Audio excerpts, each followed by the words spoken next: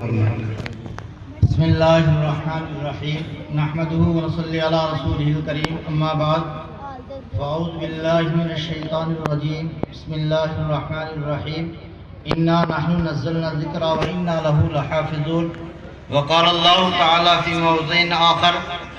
أم كنتم شهداء إذ حضر يعقوب الموت إذ قال لبنيه ما تعبدون من بعدي قالوا نعبد إلهك وإله آبائك إبراهيم وإسماعيل وإسحاق إله واحدا ونحن له مسلمون وقال رسول الله صلى الله عليه وسلم خيركم من تعلم القرآن وعلمه أو كما قال صلى الله عليه وسلم۔ حضرات سامعین اکرام، میرے بعد آنے والے مقررین حضرات وہ آپ سے روبرو ہوں گے۔ میں تو الامر فوق الادب کے تحت مفتی صاحب کا حکم ہے، کچھ چند منٹ کے لیے میں آپ حضرات کے سامنے حاضر ہو گیا ہوں۔ آج کی اس جلسے کا عنوان ہے حفاظ کرام کی دستار بندی۔ دوستوں اور بزرگوں، یہ نسبت بہت بڑی ہے۔ قرآن کے نام سے یہ جلسہ قرآن پاک حفظ کر جن طلباء نے قرآن کریم کو حفظ مکمل کیا ہے ان کی دستار کا یہ جلسہ قرآن مقدس و عظیم کتاب ہے۔ یہ تمام ہی کتب سماویہ میں تورات، انجیل، زبور وغیرہ میں سب سے زیادہ فضیلت کی حامی ہے۔ اللہ رب العزت نے دوسری آسمانی کتابوں کی اور دوسرے صحائف کی یہ ذمہ داری نہیں لی، ان کی حفاظت کی ذمہ داری نہیں لی، بلکہ ان کے امتوں پر اس ذمہ داری کو ڈالا۔ لیکن اللہ رب العزت نے اس مقدس کتاب کے بارے میں یہ ارشاد فرمایا، انا نحن نزلنا الذکر وانا لہ لحافظون۔ ہمیں نے اس قرآن مقدس کو نازل فرمایا اور ہمیں اس کے محافظ ہیں۔ اور کیوں نہ ہو کہ یہ کتاب نہایت مقدس ہے، اس لیے کہ یہ اللہ کا کلام ہے، اللہ کی ذات سے نکلا ہوا کلام ہے، تنزیل من رب العالمین، رب العالمین کی طرف سے نازل کیا گیا ہے۔ اور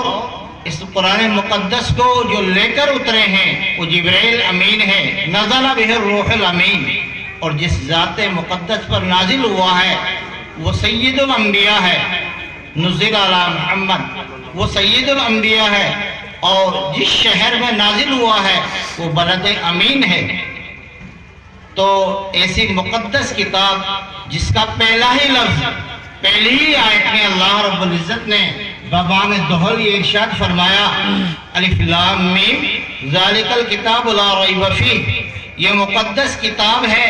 یہ مقدس وہ کتاب ہے جس کے اندر کوئی شک و شبہ کی گنجائش نہیں ہے۔ چنانچہ اس زمانے میں فصحاء بلغاء کا دورہ تھا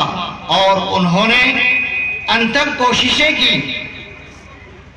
کہ قرآن کے مثل کوئی اور کتاب بنائی جا سکے، اس کا مماثل لایا جا سکے، لیکن قرآن کریم کا جو اعلان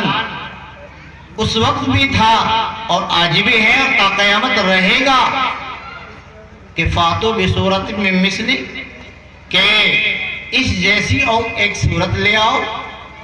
ایک آیت لے آؤ، وَادْعُوا شُهَدَاءَكُمْ، اور ایک نہیں سب مل کر لے آؤ۔ لیکن دوستوں اور بزرگوں، تا قیامت قرآن کریم کا یہ چیلنج ہے، کوئی نہ لا سکا نہ لا سکے گا۔ اور اللہ رب العزت نے قرآن مقدس کی حفاظت سافٹ کاپی کے ذریعے بھی کی ہے اور ہارڈ کاپی کے ذریعے بھی کی ہے، صحیفے کی شکل میں بھی کی ہے۔ اور آج جیسا کہ ہمارے مفتی صاحب نے یہ جلسہ منعقد کیا ہے، اس میں جو طلباء عزیز کی دستار بندی ہوگی، اس کے ذریعے بھی اللہ نے ان کو بھی قرآن کریم کی حفاظت کا ذریعہ اور واسطہ بنایا ہے کہ اللہ رب العزت نے انسانوں کے سینوں کے ذریعے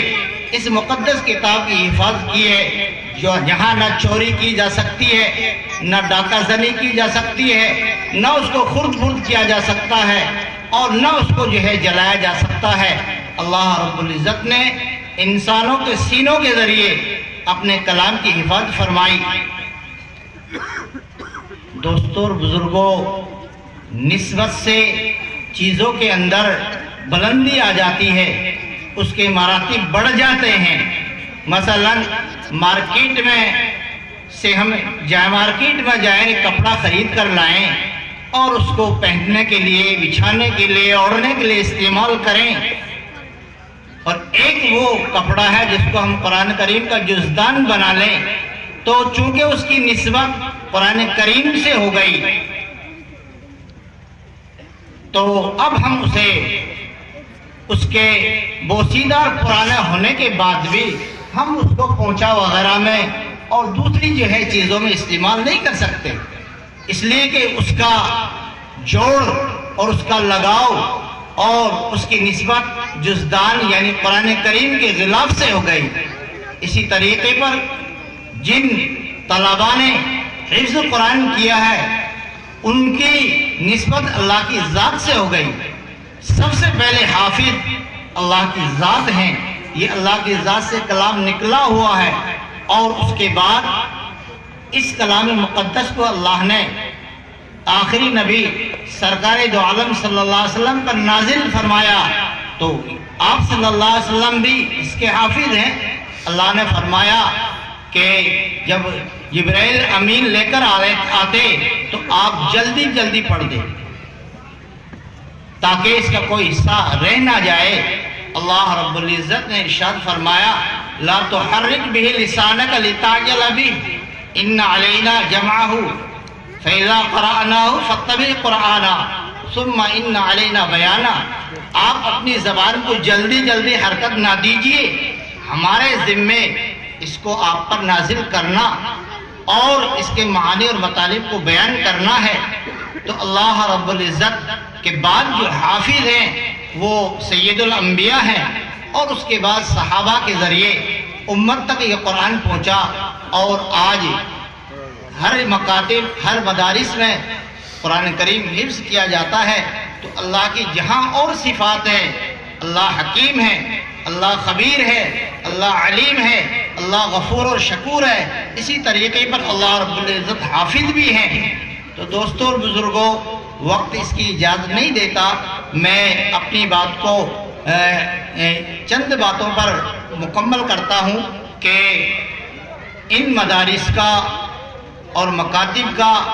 ان جلسوں کا ہونا، اجتماعات کا ہونا، سبھی کا ایک ہی مقصد ہے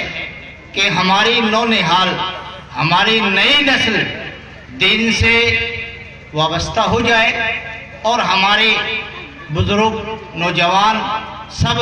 قرآن حدیث سے جڑ جائیں۔ اس لیے کہ جو خطبے میں نے آیت کریمہ پڑھی تھی، حضرت یعقوب علیہ السلام خود نبی ہیں، باپ نبی ہیں، دادا نبی ہے، پردادا نبی ہیں، بیٹے نبی ہیں۔ بولو جی، یہ سلسلہ کتنا پاکیزہ ہے، لیکن جب ان کا آخری وقت آیا، اس دنیا سے رخصت ہونے کا وقت آیا، تو اپنے بیٹوں کو جمع کیا، اور الاٹ پلاٹ کے لیے نہیں، بینک بیلنس کے لیے نہیں، کسی جائیداد کی تقسیم کرنے کے لیے نہیں، یا اور کوئی دنیاوی وصیت کے لیے نہیں۔ اذ حضر یعقوب الموت اذ قال لبنیہ ما تعبدون من بعدی، فکر تھی تو اس بات کی کہ میرے بعد زندگی کیسے گزارو گے، آیا واحد تباہی میں گزارو گے یا اللہ اور اس کے رسول کی مان کر گزارو گے؟ چونکہ انبیاء کی نسل تھی، پاکیزہ نسل تھی، انہوں نے بیک زبان ہو کر کہا، نعبد الہک و الہ آبائک، ہم اسی معبود کی عبادت کریں گے جس کی عبادت آپ کرتے آئے ہیں، آپ کے آباء و اجداد کرتے آئے ہیں۔ دوستوں اور بزرگوں، جو فکر حضرت یعقوب علیہ السلام نے کی ہے، ہم میں سے ہر شخص اس کی فکر کرے کہ اپنے بعد اپنی جو اولاد ہے، اپنی جو نسل ہے، وہ کس ڈگر پر جا رہی ہے، کس روش پر جا رہی ہے۔ دوستوں اور بزرگوں، ہم آج کے زمانے میں ایک موبائل ہے، اس کے ریچارج کرنے کی کتنی فکر کرتے ہیں، کہیں جو ہے چارجر بھول نہ جائیں، کہیں چارج کرنے کی جگہ تو نہیں ملے گی، اس لیے اس کو پہلے سے ہی چارج کر لیتے ہیں تاکہ بعد میں کام لے لیں، اس کو بعد میں کام لے لیں۔ بوڑھا بچہ جوان سب جانتا ہے کہ اس کی اگر بیٹری لو ہو گئی تو وہ ڈسچارج ہو جائے گا، کچھ کام کا نہیں، وہ کام کا نہیں رہے گا، کام نہیں دے گا۔ دوستوں اور بزرگوں، آج کے حضرت مفتی صاحب کے اس جلسے کے ذریعے ہم میں سے ہر شخص اس کی فکر کرے کہ اپنی ایمانی بیٹری کو اور اپنے ایمان کو بھی ہم چارج کرنے کی فکر کریں کہ آیا ہمارا ایمان ترقی اور بلندی کی طرف جا رہا ہے یا تنزل کی طرف جا رہا ہے۔ اس لیے ہم جو ہے آج کے اس جلسے سے یہ پیغام لے کر جائیں کہ ہم اپنی زندگیوں کو بھی سنواریں گے اور اپنے نونہالان کی زندگیوں کو بھی سنواریں گے۔ اللہ رب العزت ان بے ترتیب کئی باتوں پر عمل کی توفیق نصیب فرمائے۔ وآخر دعوانا الحمدللہ رب العالمین۔ ماشاءاللہ، جزاک اللہ خیرا۔